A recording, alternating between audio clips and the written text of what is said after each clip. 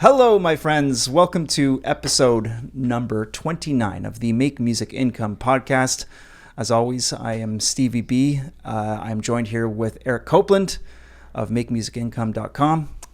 This episode is brought to you by ProductionMusicAcademy.com. And today we are going to field some questions just like we did on last week's episode, except for this time around, it's going to be kind of focused on production, but we do have a few like licensing questions actually to take a look at as well. So we're going to get into all that, but before we do, Eric, what has been going on this last week? How are you? I am good. I am really good. I have actually made music this week, and I had an interesting thing kind of happen with Motion Array where I had made a patriotic song over the past week or two, and it's kind of a jangly piano, Yankee Doodle Dandy thing, you know, for 4th of July and stuff. And so I had put it just a few days ago into the queue to get in, and I knew it was going to take like 12 days, and I was a little nervous about it because I was like, 12 days, that's going to be like in the June 26 or so, you know, before it got in the library, if it got accepted. And so I happened to look yesterday afternoon, and they were looking for patriotic music for briefs on there. It's complete now, and I if I'd waited another day, I would have missed it. But I saw that, so I went in and canceled the one that I had, the one that I was submitting, and I submitted instead to that specific thing. Oh, perfect. Instead of waiting for 12 days, You skipped the line. They accepted it, and boom, I was in this morning. That's yesterday, awesome. actually. So, yeah, that is always a great thing if you can do that, and I was able to do that. So that was cool. I wrote another song this morning. Not a song. I did another patriotic arrangement of Stars and Stripes Forever. Oh, nice. I did a kind of jazzy jazz trio version of that, and knocked that out, and that's ready to go up. And so that will be, I'll be putting that up this probably tomorrow. Is that kind of like a full orchestral sort of arrangement, or is that like more of a piano it's piece? totally jazz trio, upright bass, piano, and drums. I love that instrumentation. I think it's so open and free, easy to mix. And this is MIDI though, like MIDI jazz drums kind of thing. Yeah, but you probably wouldn't know it. As a matter of fact, I even did a count. The drummer does a count off. 1. Oh yeah. 2. What's that from? Is that from Swing? It's from me. What's that? The library that you're using for drums. No, the library I'm using is Easy Drummer, the jazz drum set, and the Nashville drum set. Both have nice brush sets.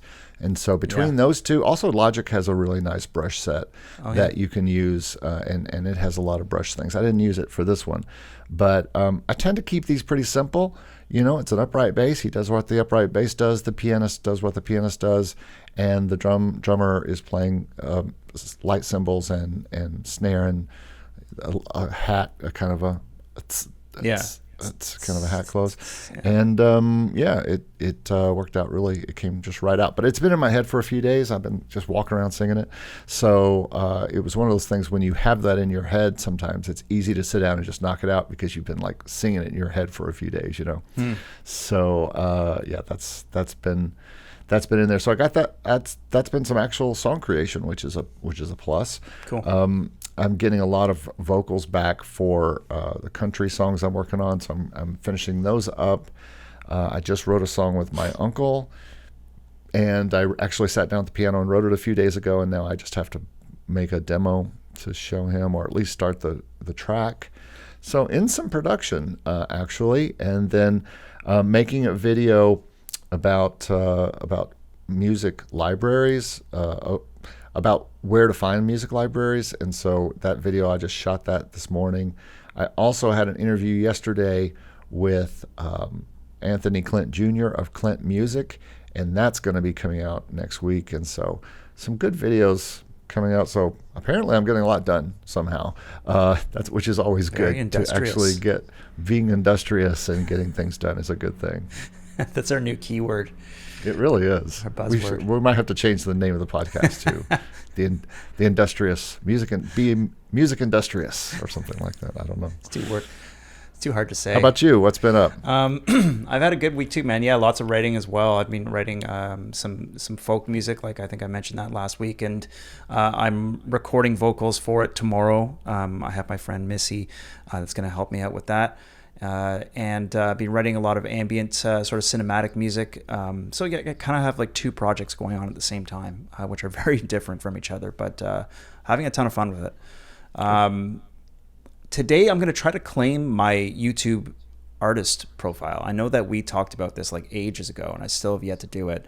I'll probably have to pick your brain on that maybe after the podcast is over, so I'm doing it properly. But I'm going to try to, get that going separate from the Production Music Academy YouTube site and try to, upload some content there, see what happens. And it's just going to be sort of like an artistic exploration, the same way that you have like different YouTube channels like Hello Composers and stuff. Just be kind of a side project from the Academy YouTube channel. So got that on the plate for today. I got some money from Pond 5, and I guess it's from their being part of their subscription plan or whatever. It wasn't much. It was like $30, but I was like, oh, cool. I don't think I got any subscription money this month. I got a payment from them, but it was from sales on them, about that much from sales they built up. I got a polar bear like a little while ago, but it was, this was out of nowhere. And I thought that they set the threshold at $50, so I was a little bit surprised. No, they're 25. Oh, it's 25. Okay. Yeah, Audio Jungle is 50, but Pond 5 is, and Motion Array is 50, I think, as well. And so, Pond 5 is only 25. Right. I guess they had to lower it because there's not a lot of money going on. They're not paying enough. I got a little portable music setup going on now, which is kind of fun. I bought it like a little Novation mini keyboard controller. So I figured maybe do a little bit of producing outside on my patio next to the barbecue, and just kind of try to get away from this desk every now and then. So you can kind of sit there and play something and then flip a burger? Yeah, exactly. Yeah, I got to fire up the barbecue and write beats at the same time. It's going to be fun. That's my summer plan. That's my plan for the summer. It works. Sounds good to me. And then wedding season's coming up here, so I got a bunch of gigs on the books that are going to happen in the next few months, and I'm a little bit underprepared. I got to learn some new material, and that all starts in like 2 weeks. Not this coming weekend, but the next one. Excited to get back into playing some live music and getting out of town, which will be fun. And I'll talk more about that, I guess. I've actually been itching to play a little bit live. I have no idea when I would do it, having a night job pretty much now. But I kind of would love to play some jazz with my partner. I have an upright bass partner here in town, and we've worked up a catalog over the years that we can sit and do anytime. But would That's love cool. to have some time to do that. It's not in the schedule right now. I mean, I would have to do work on the weekends, and I'm kind of keeping the weekends free right now. There must be some like lounge bars or something out near Disney World or something like that where you could play some like day gigs. Yeah, maybe. There's gigs all around town that need jazz and stuff like that. There are a few Disney places that actually do use jazz, but you're talking about day gigs. Yeah, maybe. But I have enough to do during the day that I need to really focus on composing and getting those compositions out, because that's really what I want to do. I mean, the jazz thing is, I would play one gig and I'd be like, okay, that's enough. But it is you do miss that interaction of whatever you're going to play is played once and that's it. It's not like recording where we record it and we mess with it, get it just perfect. I did that jazz thing this morning, and I could go through the piano and fix every note and add new notes and fix, and add and thicken the chords and stuff like that. Totally. Can't do that when you're playing live. You get one chance. Whatever comes out. You mess up, you keep going and pretend that nothing happened. Usually no one notices this unless it's really bad. They're not looking at you. All right, so getting to some questions here. Again, we're fielding some questions here like we did last episode.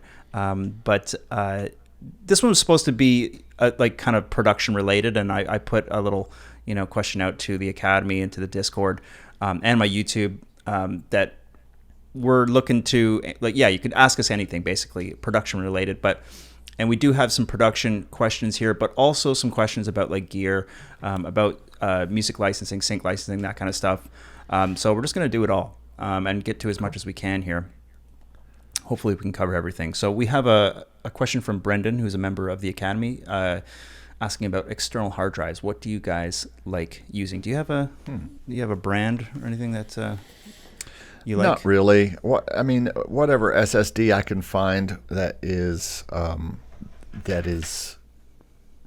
economical. I've been known to buy Walmart SSD drives before, just for and I mean pure SSD drives, the actual SSD drive, not an SSD drive in a box that's meant for backup. Right. I think this is something that that two things sometimes can happen is people will just go and buy any backup drive to use, and they're not buying actual drives to record on. Their drive and to read and write from fast, which is basically what I need. Now I have some old FireWire setups that I can back up to, and I use those for backup. But when we're talking about USB-C fastest drives possible to be writing audio back and forth to, and I'm getting ready to buy another drive, a third drive that is going to be SSD just for instruments, like just a gig or 2 gig drive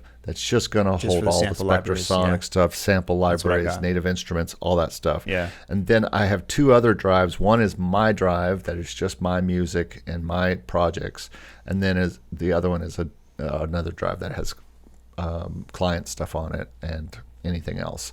And then trying to keep my computer as light as possible, because at some point I'm going to be upgrading to an M1 here in the next few months, and I probably won't get a 1 terabyte drive on it. It's going to probably be at probably highest of 5 terabyte or 5 gigabyte drive on it. So 500 gigabyte drive on it, 512. They're so weird how they're so stingy on the Macs with their drives.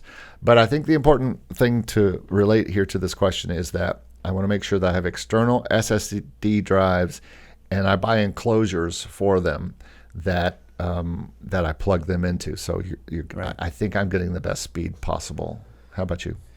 Yeah, well, I got a bunch of hard drives kicking around here, and I'm tired. I actually haven't had that terrible luck with hard drives breaking down, but they have before, and I figured it's not worth cheaping out on. So I've got this Lacey, I don't know how you pronounce it, 2 terabyte drive here, which has that kind of like shock resistant sort of casing, very fast. It's like $250 or something like that. I can't remember how much I paid for it, but I'll pay the premium on the hard drives just because I don't want it to break down. And I'm the same way. I have hard drives that are dedicated to the sample libraries and keeping all my samples on them, and then others that are just backups for a lot of different things, for video content, for just important stuff, whatever. I'm actually starting to put a lot of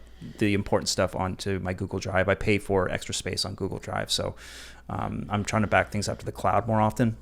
So I don't know, I feel safer with my things being on the cloud than I do on hard drives these days. But dedicated sample library hard drive right here. We have a question from our friend Alex B. Alex B. Excuse me. Alex says, I still struggle a lot with quality control and confidence about the music I write and produce. I know it's complex, but here it goes. When do you know for sure that you have finished a track, and how can you tell that it's licensable? It's kind of a tricky question to answer. For me, it's kind of like a gut feeling. There's definitely a sense when I'm writing a track that I could go really far down the rabbit hole in terms of just keep adding things, keep tweaking things. There's a perfectionist side of me that finds it difficult to know when to call it quits. I'm getting much better at it these days. Actually, I've improved a lot on that front. It used to take me a long time to finish tracks just for that very reason. I have this sort of perfectionist mindset about it, and I wouldn't be able to let go. And now I don't know. It's like if I've spent more than a few days on it, then I know then I'm probably in not in the like I've probably gone too far with it, and I think it's like I let it go if it's like taken more than 2 days of my time to work on it. Not 2 whole days, but like say I've spent like a couple hours each day or a few hours each day working on it. I don't know, 5 or 6 hours on a track, depending on the genre. I know that it's like, okay, it's not going to get any better. I'm just getting crazier, and I'm probably overthinking it. So it's time to let it go, regardless of whether I think it's finished or not. So I think my thinking on this is in 2 directions. Number one, let's just take, if I'm writing for sync and producing for sync, that's going to be a much bigger production with much more moving parts. There could be players involved, there could be sequencing involved, vocals involved, all that kind of stuff. That's going to be way more produced than stock stuff for me. So I'm going to probably spend way more time, just like this country album I've got going on. It's got so many moving parts and so many people involved in a cast of thousands. Yeah. And so there's a lot to that.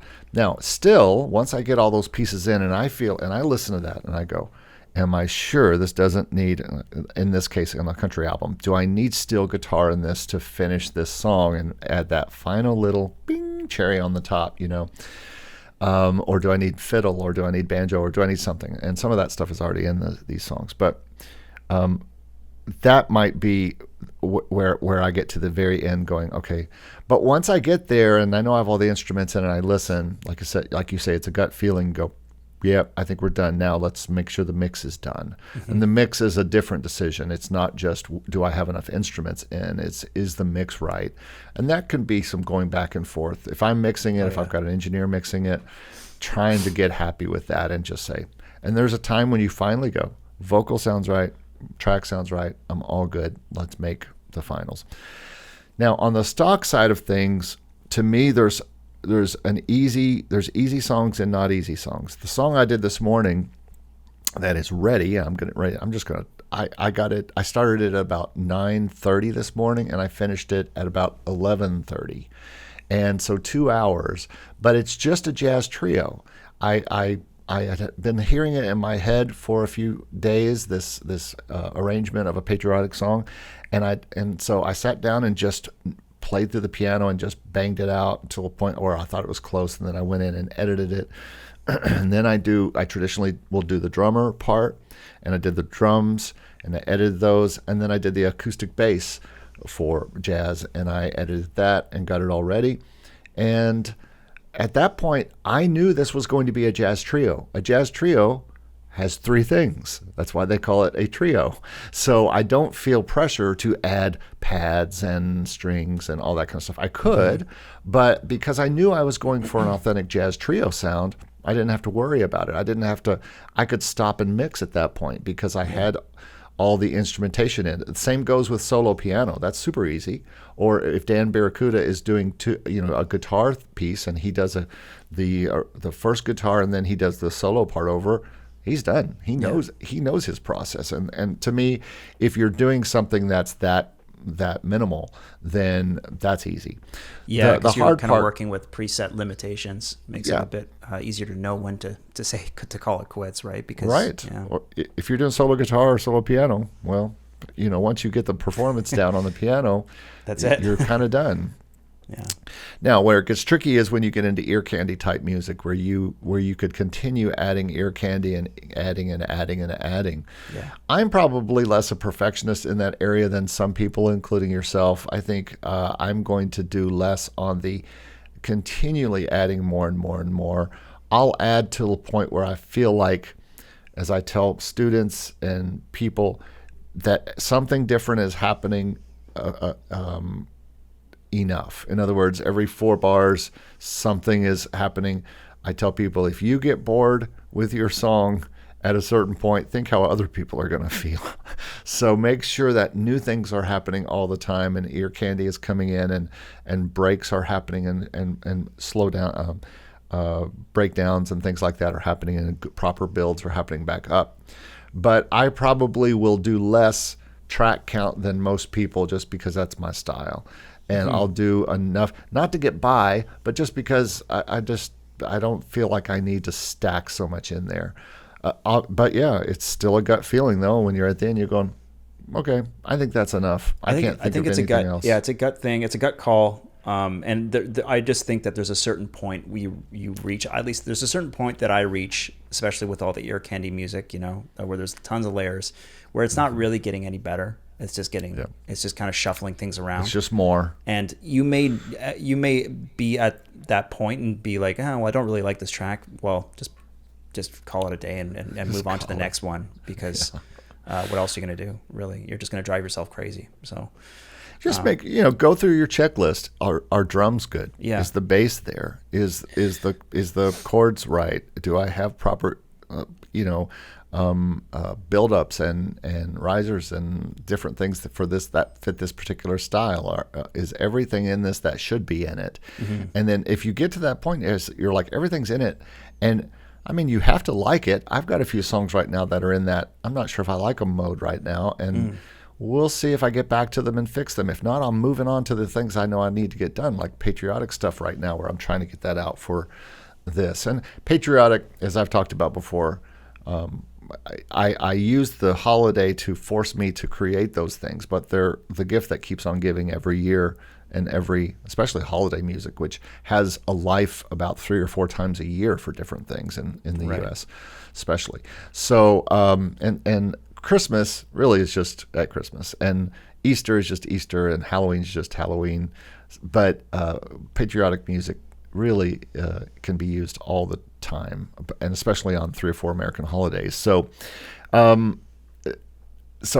leave behind the things that aren't ready, and I move on. And I think that's the other problem people have. They're so precious with the thing they're working on right now, they can't imagine just stopping it and moving on to something else. Yeah. And so it's not just precious about you not wanting to give your music up. It's precious about not moving on to the next song. I had a guy talk to me, I think I told you this, maybe I told you this last time, where he said, I have... I don't think we've talked about this. This was a guy who said, I have a question. My job wants me to create songs for $150 for them. And I'm not sure if that's enough for me to create them for them and then them own them. And so it'd be like a work for hire type of thing. And I said, really? I said, how many songs? He said, 30. And I said, damn, dude, that's $4,500 that you will get in your pocket.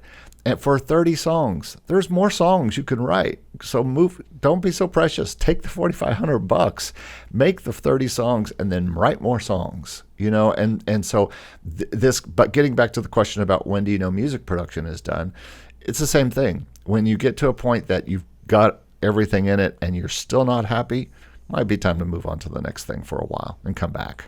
Fair enough. Fresh ears can help a lot sometimes.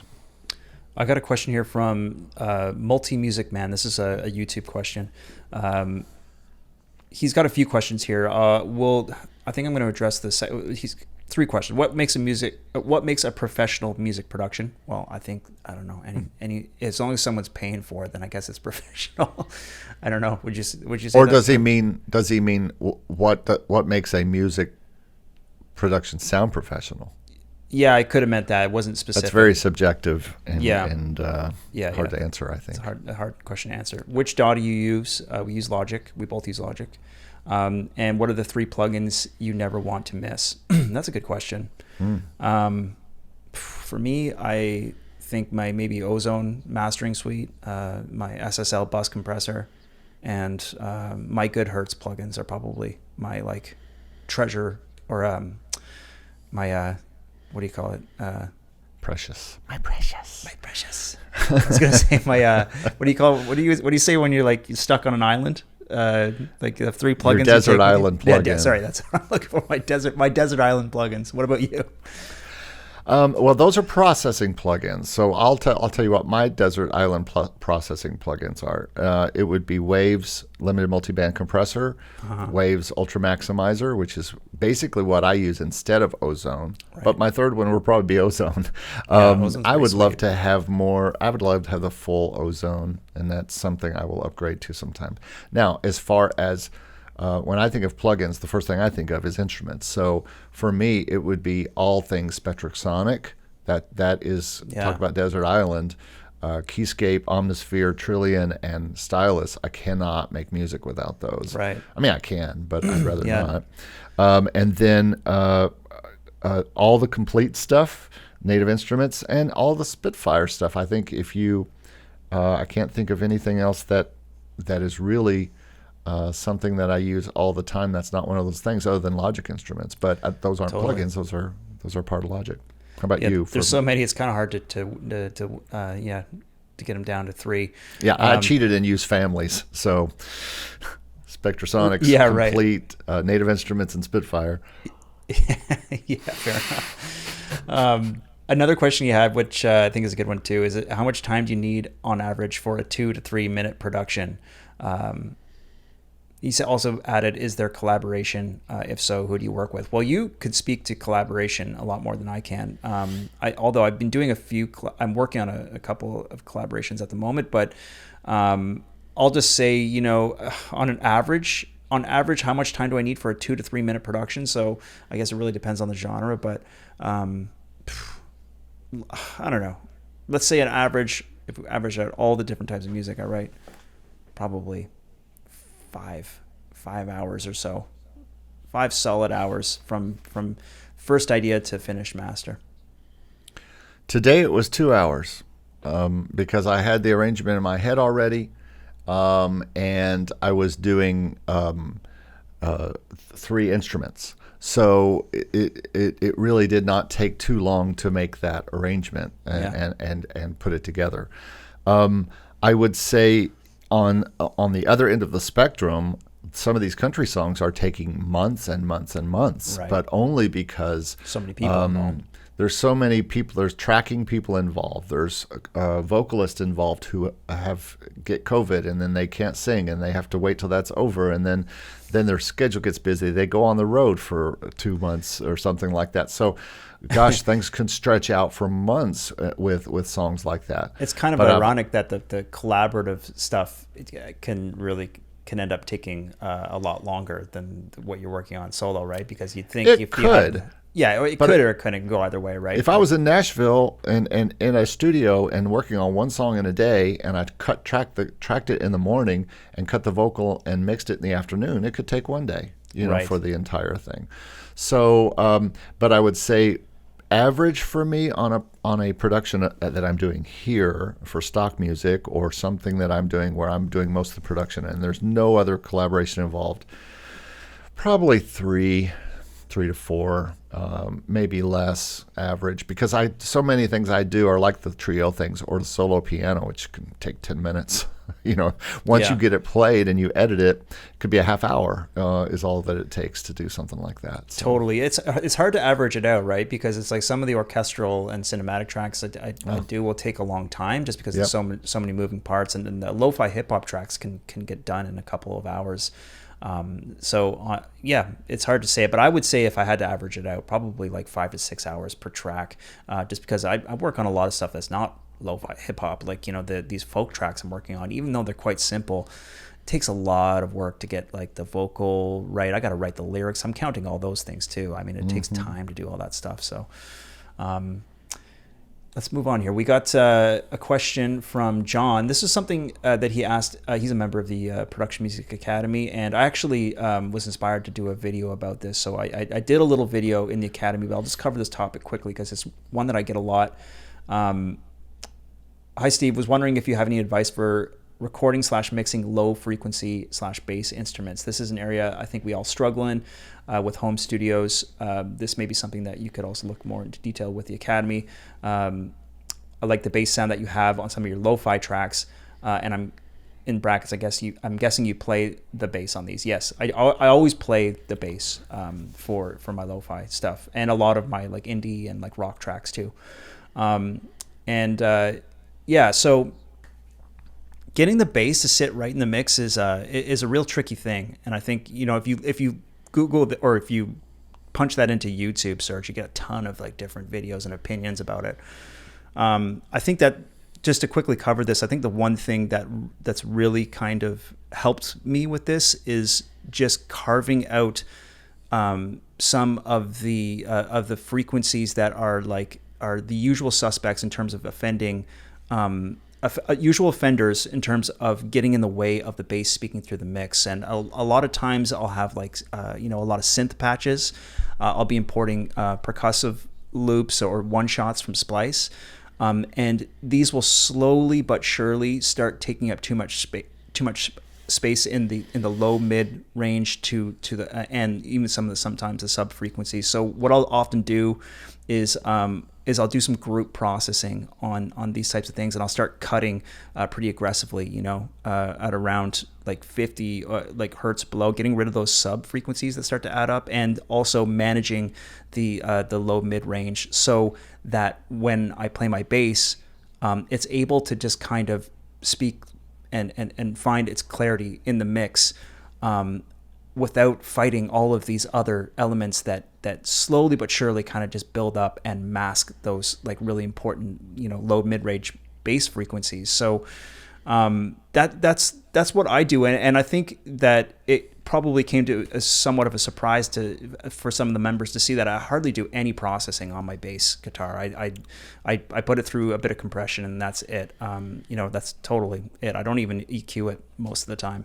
I play my bass for the lo-fi tracks that I do. I play my bass with like a palm muted style, and I pluck it with my thumb, and it gets this really kind of punchy, these really nice kind of punchy transients that sound really beefy and subby.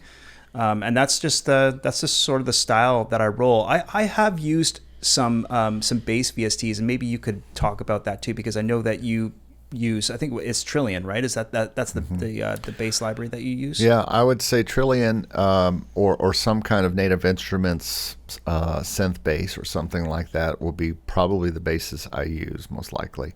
Yeah, upright bass, and then other kinds of electric bass, and then synth basses would be the main basses I use. And here's the thing to remember about those sounds. And a lot of people they feel like they're so forced into using compression and all this stuff and EQing all these sounds and stuff. But you have to remember that most of these sounds are pretty EQ'd and compressed when they're recorded and when they're made. So they don't personally require a lot of stuff, a lot of processing to them, because they're synth sounds. They've been processed already. But I think you're onto something in the fact that I think that EQ is a forgotten part of mixing. You could basically mix your entire mix with no volume gaining at all, a lot of times, just by using EQ if you wanted to, by accenting each instrument and putting it in its place. Similar to the way we put everything in the stereo spectrum, you can put everything in the EQ spectrum where it should fit. But a big part of that is synthesizers and guitars and stuff that have just a lot of low end that you don't need for that sound can be taken out to leave room for your bass. And you've just mentioned that kind of. Yeah. Just you got to clear some space for the bass. Yeah, just make sure it's got its spot. Now, I have, there in kick and in bass processing EQ wise, there are some frequencies you can take out the super lows, and then you kind of bump the the low end. I don't know hertz wise where, but and depends, then right after you do that, you kind of dip under a little bit. So there's some traditional EQ things you can do on almost every bass or kick sound that a lot of engineers use. But I find that a lot of times I don't have to do any of that because the sound itself is okay. It's usually not the bass sound it's the problem. It's the other sounds that are in its space. Oftentimes, I think that's absolutely true. And then again, coming back to the bass sound itself, like the tone is very, it's very important as well. You want to be choosing the right tones and the right vibe for your track. Again, also, this what we just chatted about, I think is going to make sense to people who are producing, in small home studios like I am. I have to also say, of course, it's important to have like good quality headphones, I think, that are going to give you a pretty good representation of the spectrum.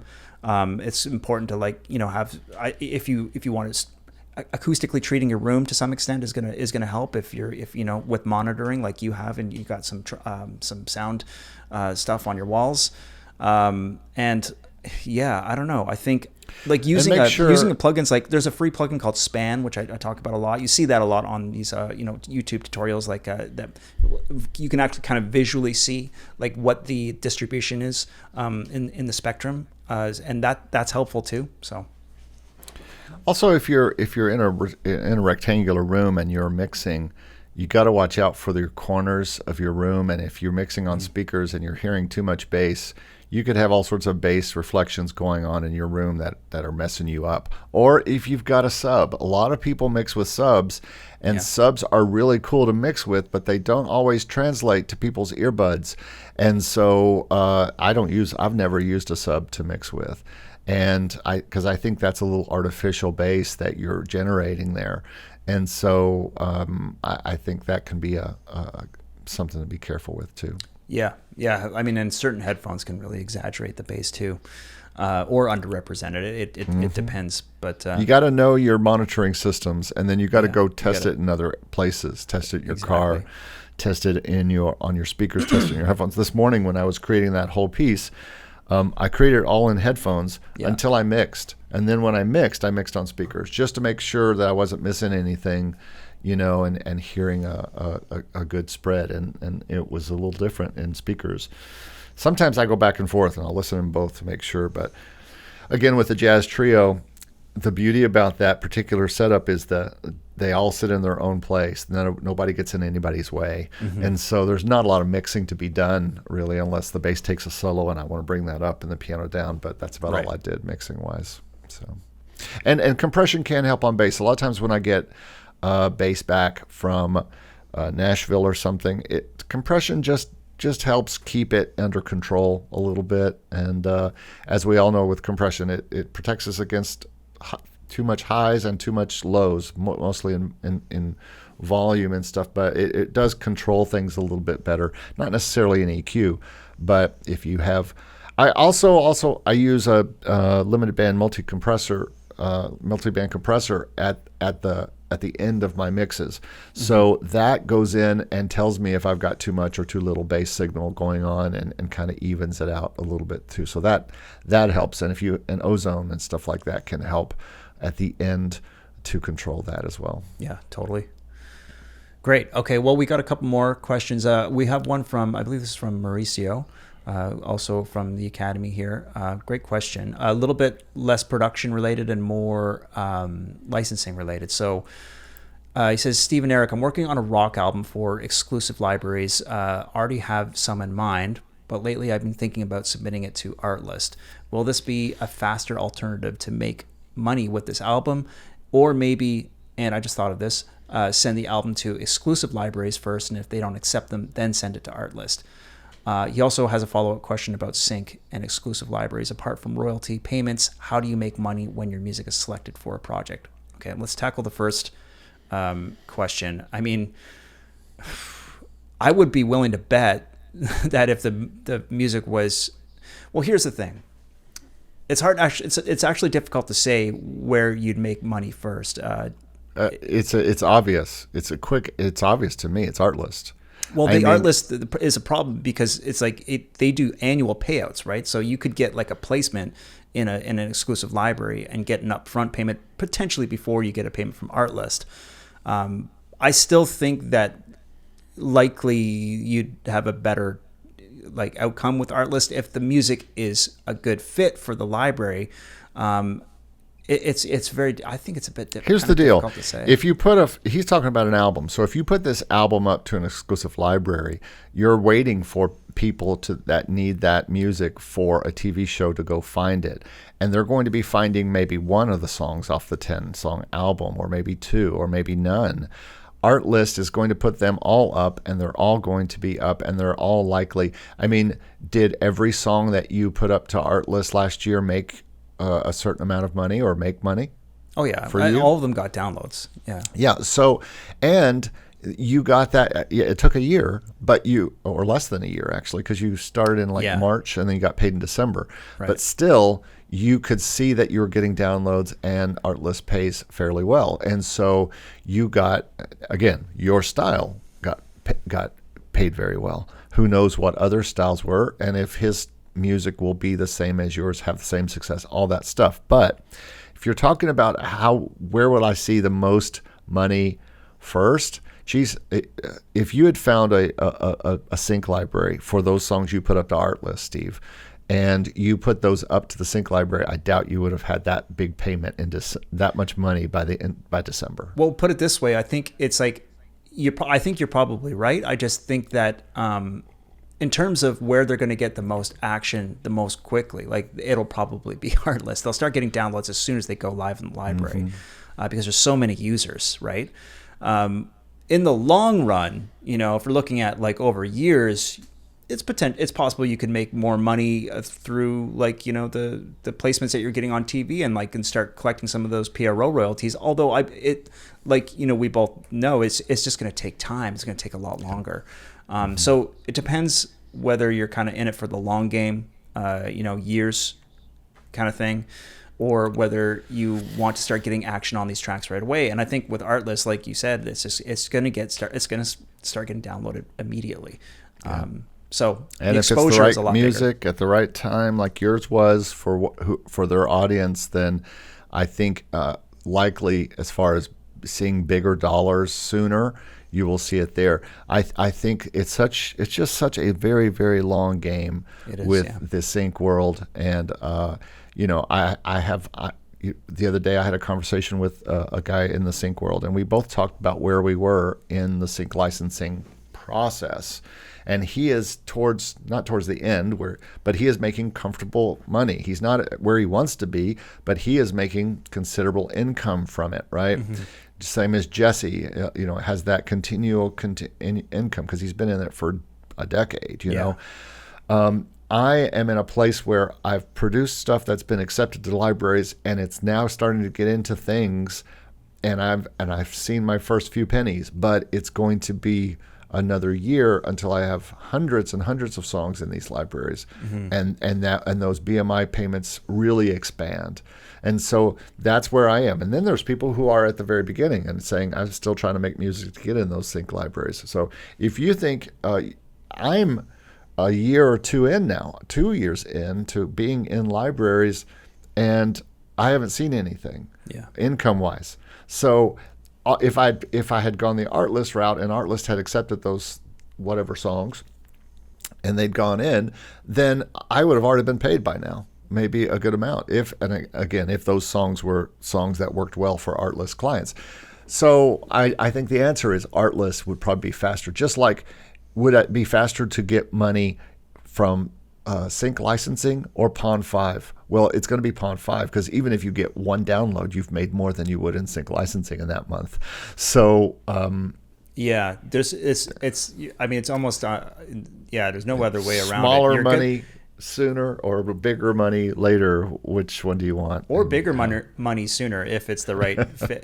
Maybe. So I think because I also almost made $30,000 on a tune that was one of my sync tunes last year. It was just a deal that didn't happen, but it was so close to a $30,000 deal. Now I'd be telling a different story right now if that had happened. Yeah. So, Yeah, well, I think, it's like I was actually going to do a video about this for YouTube, but like the debate about whether to take one route over the other in terms of production TV libraries or royalty-free libraries is really like, I don't know if one is better than the other. I just think that if you are industrious enough and if you're putting out enough music, you should be concentrating on both, because each have their unique set of pros and cons and opportunities. And but I think that it's unquestionable that you're going to make money quicker with the royalty-free market. So that being said, What's the Mauricio, second I'm part? not sure what to do. I'm not sure about your album, but yeah, keep those thoughts in mind, and I'm sure that you'll make the right decision, man. I've heard some of Mauricio's music lately, and it's amazing. So I'm sure it'll do well. Is that wherever it Mark lands. Mess, or is that someone else? No, that's someone different. Okay. Something different. Because he's Marcio, I believe. Yeah. What was the second part of that question? Oh yeah, apart from royalty payments, how do you make money when your music is selected for a project? Well, you'll make upfront sync fees, which typically a library, like a production TV library, will split that fee with you, I think, most of the time. So aside from royalties, royalty payments. Well, it's the upfront, and an upfront can be also what the project I was talking about last year that almost was like a $30,000 payout was a company that wanted to use a song and they wanted to license it, and they wanted to exclusively license it. Right. And so that was kind of a one-off deal where they were going to pay $30,000 up front, and then they would basically own the song exclusively to use however they wanted to do. A company may come to you and say, we want to, just like the fellow I was talking about that said, we're going to give you $150 per song for 30 songs, and it's $4,500, but we're going to own them afterwards, and it may or may not be exclusive. It could be non-exclusive, but still, we're going to buy them out from you. It's a buyout deal, a work for hire deal. And so those could be totally money up front. And when I say up front, I don't mean up front before you make the music. It might be up front after you've made and delivered the music. It could be either way. And you've had jobs like that before too. Yes. Yeah. And those don't have any back end. Some of them, Yeah, not no, for totally. you. Some For of them them, are, maybe. Some of them are buyouts, and that's the end of the story. It's all a little bit. Everything's a little bit different. I got one more question here, and yeah, it's from Michael in the Academy. Assuming that you were getting plays on or purchases with a queue from both a royalty library versus a royalty-free library, what has been your experience on which one pays better? This is kind of tied into what we were just talking about, but have you found that the continued payouts on royalty music outweigh the higher single pays from royalty-free music? Michael, I'm not sure if what you're referring to by royalty, like non-royalty free. So you mean libraries, exclusive versus non-exclusive? I think he's referring to like TV and production libraries versus royalty-free libraries. I could be wrong about that, Mike. You can let me know. But assuming that's what you're talking about, I only really have, I can only really speak to my experience with royalty-free libraries, and I think that, like, as we were just discussing, it's my experiences with them is it's been like quick payouts from the first month that I ever uploaded a track to Audio Jungle. It was like $200 or $300 a month right away. So back in the good old days. Back in the good old days, yeah. Not anymore. Now it's about like $50 to $100 a month if I'm lucky on Audio Jungle. But I've since moved on to other working with other libraries, and my experience has always been that you throw the music, and less than a month later, you're making money for it, which suits me just fine. In terms of the other streams of income from royalties, like I have received some PRO back end from placements, but they take a long time to collect on.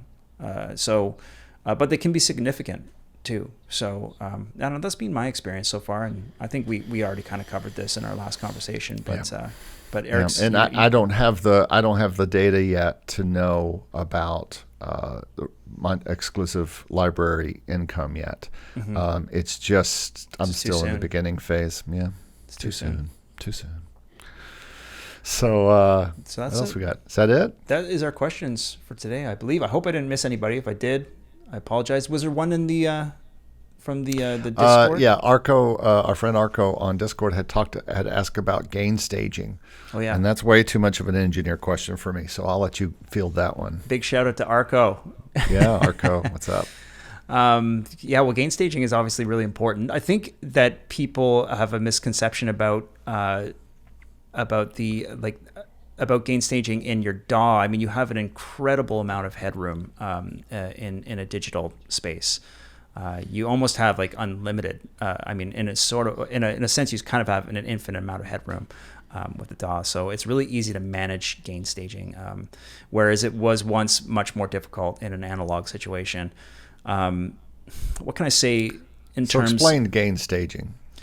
I think what you see often happening with like your stereo out is that you're piling on these tracks, and you get to a point where you just start pushing your stereo out into the red, and you're not leaving enough headroom for the amount of processing you want to do on your stereo out channel. And you get, you could potentially get to a point where you're getting this like digital distortions, and really all gain staging is just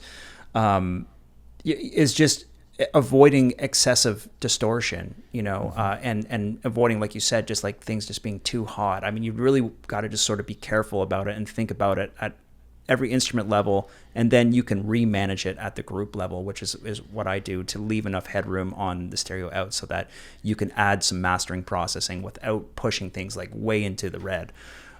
So I think, I think it's just it's really important to sort of just be mindful of it throughout the entire process. Yeah, that's why we talk about mixing as you go. You're not mixing at the end. Yeah. And you know what we do in our first 101 and 102? The students mix all on Pro Tools and Logic, but throughout 101 and 102, unless they know differently, they use 0 limiting on the master channel.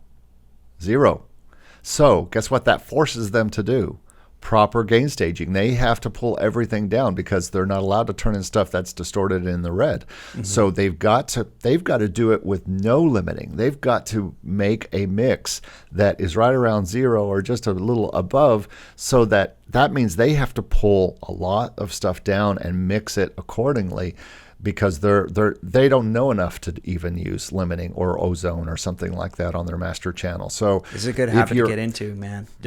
So if you're dealing with stuff like that, take off anything on your master channel and just try to make your mix with just no limiting, because we always use I throw a L2 Ultra Maximizer on there just to control stuff while I'm working, Yeah. And but if you're really having trouble with this, try it with nothing on your main master channel, and you're going to be forced to pull stuff down so it sounds good and work with real dynamic range, and that might be a good test. I think preserving some dynamic range in many different styles that I that I work on is so important. I mean, with some of the like the corporate and electronic tracks that I do, sometimes I'll slam it pretty hard on the limiter, and they don't really need a ton of dynamic range. But yeah, especially most certainly with like the orchestral and cinematic stuff, I mean, you really gotta be careful about gain staging and making sure that you have some nice dynamic range there. It's just things aren't going to sound good if they're just slammed, So it depends sort of on the style you're working with. I think you can get away with slamming stuff with electronic music, with rock music too. But that's my thoughts on it, man. Me too. Cool. Well, I think we're up against it here, man. Yeah. Good answers to good questions. And if you're watching this on YouTube, or you're listening to this and you want to ask questions, you can ask us questions in the comments. Totally. And we'll answer them more there. But this has been fun. It's been great. Yeah, feel free to ask questions anytime, guys. And it's been really fun. I hope we didn't miss anybody. But if we did, then we can get to you next time. Okay. Well, everybody have a great week. Go make something great, and then make some music income with it. And we'll talk to you next week. Right on. See you guys. Bye-bye.